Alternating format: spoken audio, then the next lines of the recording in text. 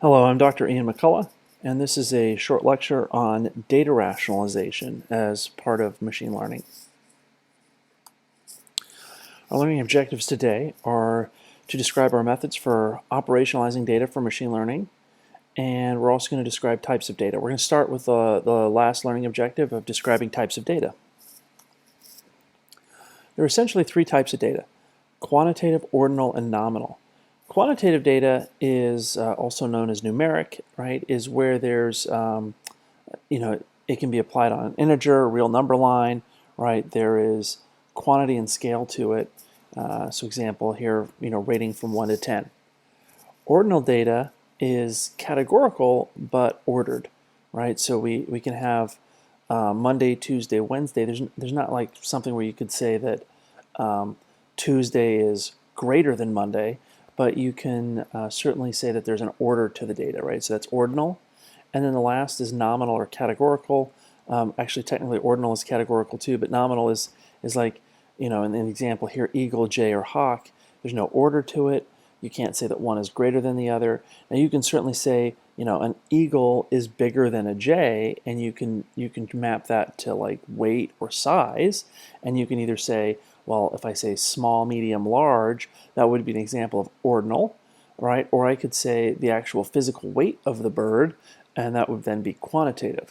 But when we're just simply saying a category, right, like eagle, jay, or hawk, there's no order to that. There is no numeric or quantitative value to that.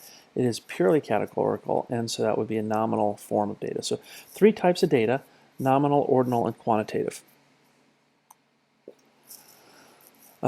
So as we're saying with nominal, some other examples: sunny, cloudy, rainy, snowy, right? Or if we're dealing with social media applications, a lot of times the language is an example of nominal data. There are no other values or attributes with nominal data. Ordinal data, there's some sense of order among the values, right? So you have, as I explained earlier, small, medium, large, extra large, right? So there's some applications we've done where we've, for machine learning in terms of classifying different software, we've kind of categorized that as small, medium, large, extra large. There's an example I did where we're going to talk about exponential random graph models later in the course, and there's some examples where you can look and see, hey, there's a project I did where I was looking at the volume of economic trade between countries. Was that correlated with the amount of illicit traffic detected, like illicit activities like drug running and human trafficking and stuff like that? And what we found is there wasn't a very good correlation between the dollars, right? So if it was measured in euros was the data I had. So if you actually looked and said, hey, for each increase in euros, does that increase the probability or likelihood of economic or of illicit trade or illicit activity between the two? And it didn't have a very strong correlation. But when we turned it into ordinal data, so we went from quantitative to ordinal data, we found that all of a sudden it did make a significant difference. And the issue there was that a certain volume of economic activity was necessary to mask illicit trade, but it wasn't like, hey, for each incremental increase in trade, increase the likelihood of illicit activity, right, if that makes sense. So sometimes when we convert quantitative data to ordinal data, and we treat it instead of direct numbers, but small, medium, large, extra large, we can have different insights and different findings from that type of analysis. Another common method in social media data, like for Reddit, for example, is the award level, right? Gold, silver, platinum. That's ordinal, right? So we can say that one is better than another. We're going to now turn our attention to operationalizing data, and what I provide here is a bunch of different data sources that you can kind of poke around and look at for different data sets, right? These are all different data sets that you can get without necessarily having to collect your own, right? They're pre-made, they're preset. There can be a lot of time and expense in actually getting your own data and preparing it and making it ready for use, right? So I encourage you to take some time to kind of check out a few of these. First step when we pull down a data set is to describe the data set. So I'm going to use it with an example here. So when I take a data set, I may want to look and see, well, what features are in the data? Now, you never find a perfect data set, right? There's always, it always seems to be a little bit imperfect for what you need, and you have to weigh the cost in terms of time and money in either acquiring the perfect data set or transforming the data set or supplementing the data set versus just using what you have. And so the first step is to see what you do have, right? And so you can see here in this what's that public group data, there's a group ID, there's phone numbers, message lengths, number of words, language, etc. So you see a whole bunch of different items there. And part of this is explaining to your boss or supervisor, client, what's in the data, and making sure that they understand what the limitations of the data set are against the requirement or research question or problem statement that you kind of agreed to, and that they understand what those costs are in acquiring more data or perfect data. We're going to use a little snippet of code here in Python Pandas to describe the data, and so you can see the code here. If you want to pull that down or copy that, you can run that against the data set that I pulled, and it will pull some of the info here to describe the data, and I'll show you what that output looks like. Right? What the output looks like here is it's going to give you some descriptive statistics on the data, on what's there, what kind of variables it is, what some of the variable names are, and then it'll give you some descriptive statistics on what those are. So like for message length, right, it's showing you here that there are a little over 314,000 different counts. It'll tell you what the mean length is, what the standard deviation of that length is, and so you see a lot of variance, right? When the standard deviation is much larger than the mean, it'll tell you what the minimum value is, and it'll give you the percentiles, what the maximum value is. So it gives you an idea that, like, you can tell, okay, well, this is highly skewed data, and this, but it gives you an idea of the kind of data that you're looking at, and then you can make some judgments as far as what you might want to include as features in a model or for use in your insights in general. We oftentimes will describe the data too with histograms, and so histograms will be another way, especially with count data, where you can kind of see what that looks like in terms of message length. You can see how highly skewed it is, and get some insights that way as far as what the features are that you might want to be using. When we have the data, we typically prep the data and we put it into a certain format, right? So these are some common formats. Comma separated values or JSON are probably the most common ones that I see. For language data, ARFF is another format. But you're going to be putting the data into that format, and then there'll be a lot of cleansing that goes on. So what is involved in cleansing? This is how you address usually missing data, outliers, if there's any kind of adjustments you're going to do, like sometimes people put a log scale on there to kind of filter out some of the skewness. So there's a variety of different things we can do for cleaning. We'll look a little bit more. And then another one is sampling. Do you use the entire data set or do you sample? Now this is an important concept because the more data you have, the better it improves recall, but it also can affect. So recall is if I'm doing an object detection or classification task, for example. There's precision and recall. So precision is, hey, when I say it's a truck, it's actually a truck. Recall is, do I find all of the trucks? Well, that recall is directly affected by the volume of data that you have. But when I have larger and larger data, which may improve recall, there is a diminishing marginal return, but there's an exponential increase in the compute cost and the time it takes to run the models. And it's not uncommon for models to take weeks or even a month to run on certain data sets. So a lot of the science of computer science is how to figure out how do we make that the running of those models more efficient. So there's always a trade-off between your performance and your accuracy that you have to strike an interesting balance between. I posted a paper, one of my papers from a couple years ago on training data recommendations, and so I just throw a few heuristics on there. So if you have a data set with no more than 2 classes and 20 or 40 fewer features, it kind of gives you an idea of how many training points you're needed to run. Now, what we did in this paper is we pulled some data sets from UCI and we evaluated what the appropriate training set size is to achieve a certain performance level, and kind of created these heuristics. So when we say 2 classes might be, if you think about, a vote for, is the review good or bad, right? There's 2 classes there, good or bad.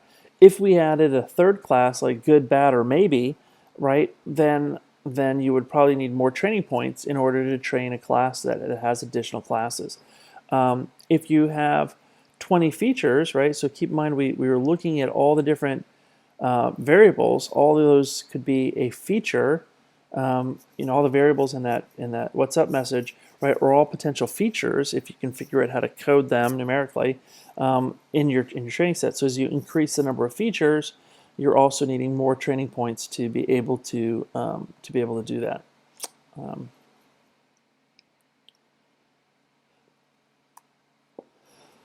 So missing values. How do we deal with missing values? There's essentially 3 options to deal with missing values. You can either drop the attribute. So now that's not going to be biased, but you're going to lose all the potential value that information could provide. You can set the value to 0, which might be okay, but if all the other data that you're seeing is like heights, and you set the value to 0, right? Was the height of a person effectively 0? No, that's going to be very obviously something wrong, and it's going to affect your data. So you might set it to a certain value, like the mean value, or the median value, or the most frequent value, like some measure of central tendency. So when you set to a value that's kind of typical for the rest of the data, you have the ability to use the other features, and you don't lose the data point as a whole, because there's other features that there's information in, but you're effectively biasing that particular data point, right? So sometimes, my preference is to try these different things where you drop the attribute, set to 0, set to value, see how it affects your findings or your outputs as just kind of a means of robustness, so you can kind of be informed in how it's affecting the results. And if they're all somewhat consistent, then you can kind of think, okay, well, maybe I can trust the data. If they're very different, then you can look a little closer to kind of understand why and see how it's affecting your outcome. Encourage you to look at the scikit-learn in sklearn imputer and play around with that as a package to kind of help with some of the missing values. And we'll talk a little bit more about data transformations in later lectures. So transforming nominal data. So this is where you're going to take the categorical data, like eagle, jay, hawk, that kind of nominal data, and how do we convert it into a quantitative form so that it works better with the code and the other machine learning packages. And so encourage you to play around with NumPy in Python as for data. And here is a set of code that you might want to look at. So this is where we pull in a bunch of different languages, right? So this is very common in social media analytics, where the posts are written in different languages. And so, like Twitter, for example, will have a feature that will identify the language that the post is written in, and so that's nominal data, and you can kind of pull that data. This is a function then where you can transform that nominal data into a quantitative mapping, right? So this is where each of those languages now takes on a numeric value. So you see here 0, 1, 2, 3, right, all the way up to 14 for the 14 different languages. Now, ordinal data is a little bit more difficult because order is important. You want to preserve the order of the data, so that's where you might need to use an explicit mapping functions in Pandas for ordinal data. One-hot coding is a way where we represent some of these categorical variables as binary vectors. And so this is first having the categorical values. So these are either ordinal or nominal, will be mapped to integer values, kind of like you saw with the language example. And then each integer value is represented as a binary vector to say, hey, a 1 if it's there, a 0 if it's not. So with that language, right, you would end up having, you know, a 14 length vector for the languages, and you would have a, you know, a 0 for all the entries except the whatever the language is, which would be a 1, right? And so the issues with that is as you start dealing with larger and larger data, because you're storing out all the zeros in that representation, you end up increasing the data storage size, storage of your problem set, which can affect performance, right? So you may not have the compute power, or if you are using cloud compute, the cost of consumption might be very, very high dealing with that. So it's not necessarily the most efficient data structure, but it is an easier data structure to work with. There are some methods to reduce that cardinality, like a hashing function, but then there's also some problems with dealing with hashing functions as well, which you need to be aware of. There's packages in scikit-learn or sklearn, one-hot encoder, label encoder, feature hasher are all different ways of encoding some of the categorical data like nominal and ordinal in your problem space. The next step for data rationalization is to kind of review supervised and unsupervised techniques, and kind of be aware of what you're going to do with the data to inform what features you may want to use in your problem space. Model tuning is this idea that we can take a model, so these are a pre-established model that might have been trained on millions and millions of tweets in the past or some other type of problem, right? So if you look at BERT neural networks or sometimes XGBoost models, or there's pre-established models that have already been pre-trained, and so there are parameters that are internal to that model, right? It's how the features interact. It's what the layers of the neural network have been trained on, and so that it's learned certain parameters of the model. So it already has those parameters. Hyperparameters are the ones that you might actually set. Like what features are you going to include or send to that model? How many layers are you going to put in the model? The hyperparameters are the ones that you're physically setting that are external to the model, right? So we have these two kinds of concepts. And so these are the things that we're going to kind of design or determine it when we're using kind of established models or creating our own. We have to be aware that there is a lot of opportunity for bias. Bias most often occurs at the data selection, cleaning, and labeling phase, and it directly affects performance, right? So, and I'll show you an example of this in a moment, but what we know is that when you have consistency, which means multiple people are going to label data the same way, then that directly affects the precision. So like if I'm doing a classification task and I say, it's and I say it's a truck, it's actually a truck, right? Recall is, do I find all of the trucks? Those things are balanced to determine they're usually average to determine what the overall performance is, which is slightly different than just accuracy, right? In typical applications, two experts oftentimes will disagree more than 30% of the time when they're trying to do what seems like a simple task. And so it's really important to measure that consistency of labeling. So we're in the upper right corner here for data. It's really important to have consistency in human agreement, because that's where most of the bias, the discrimination, the racism, the inequity is going to enter your model.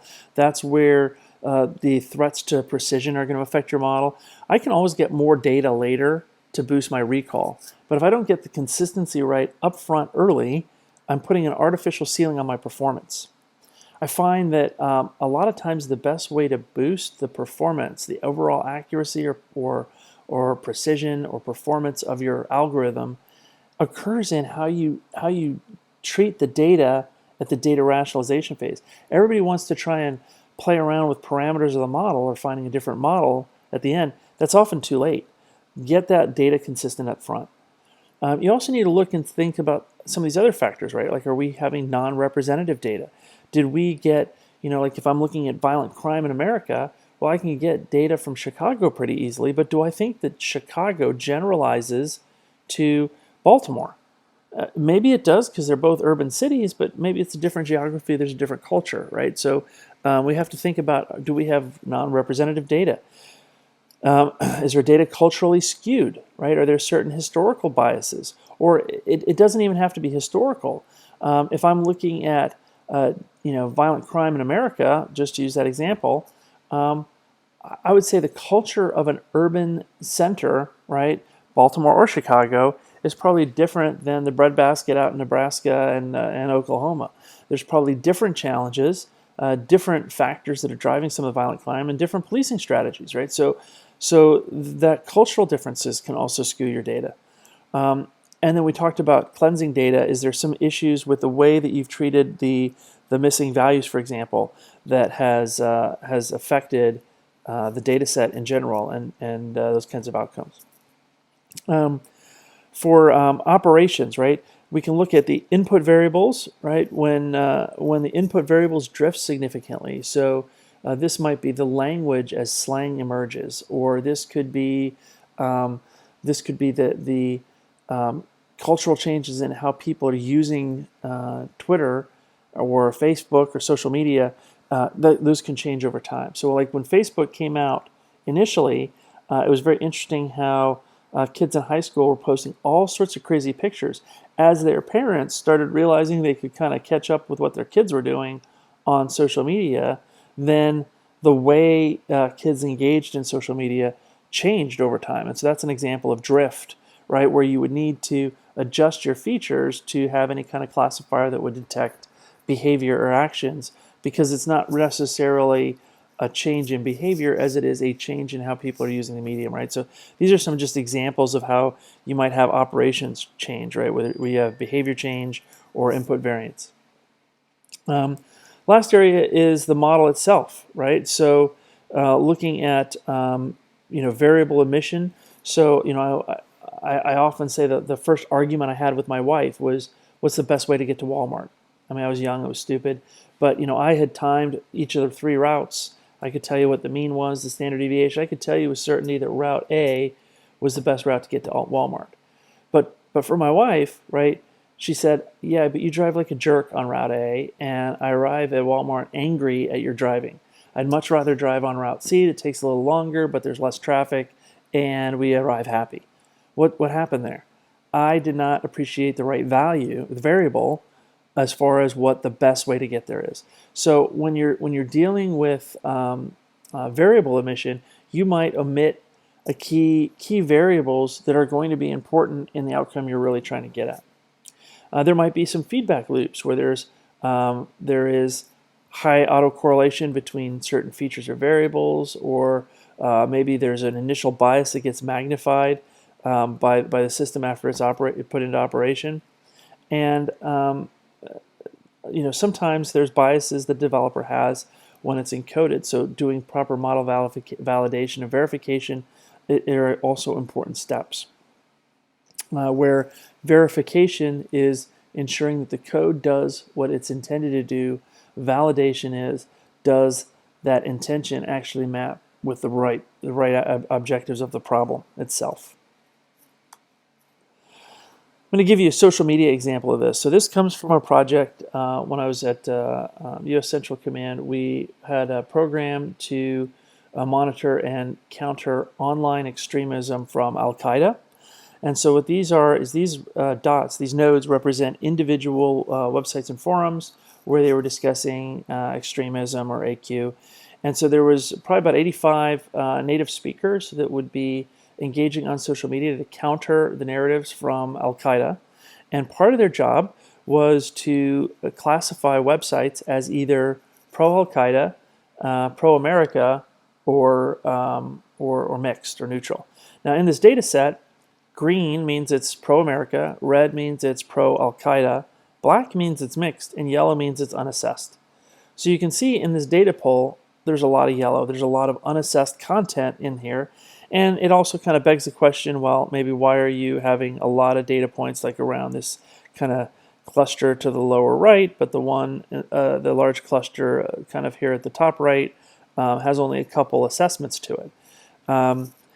Also, you can see that there's a lot of high betweenness nodes, and only a small fraction of them are actually assessed, even though they might be higher in priority. So this is just, first of all, an example of if you can display the network, you can maybe be a little bit more strategic in your selection. But neither here nor there. This task of classifying websites, I thought, if I could take the samples of the people that have already proposed or have already labeled the data as training data, can I not apply that to the other data sets to create a classifier to automate this and get rid of some of that yellow and turn it into red or green? Well, I did. And I'm addressing a $4 million a year labor costs that people were saying. So the proportion of the labor hours that were spent in this classification task, $4 million a year. And so my hybrid naive Bayes support vector machine classifier was 64% accurate at picking the correct classes. And everybody was like, well, Ian, your algorithm sucks. It's like flipping a coin. I'm like, it's double digit better than flipping a coin. Thank you very much. But I said, how often do the people agree? Well, the analysts only agreed 68% of the time.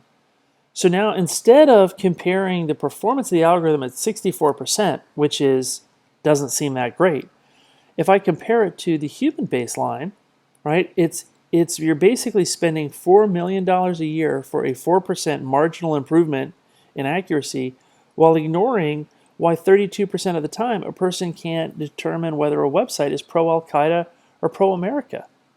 Well, it turned out that that's a more difficult question than you'd think, right? So, for example, what happens when somebody says something negative against the President of the United States?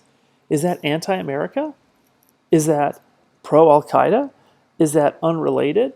What is the standard? And what we find is that people, when President Obama was in office, had a different rating than when President Trump became in office. And the longer President Trump was in office, the more that data point changed over time. And so, identifying objective standards from looking at the disagreements and getting consistency is important for both improving the performance of the algorithm as well as just assessing the problem in general. So, in conclusion, most AI bias is actually transferred from humans into the process. It's important that we have some sort of baseline, so you're comparing your performance of any machine learning solution against the human baseline. How does it compare against the humans that labeled the data in the first place, not against some unattainable 100% that even humans can't achieve? How do we increase consistency to improve the precision? This is important for scalability. It's also something where if you don't address early, you incur a high degree of technical debt. And then volume, the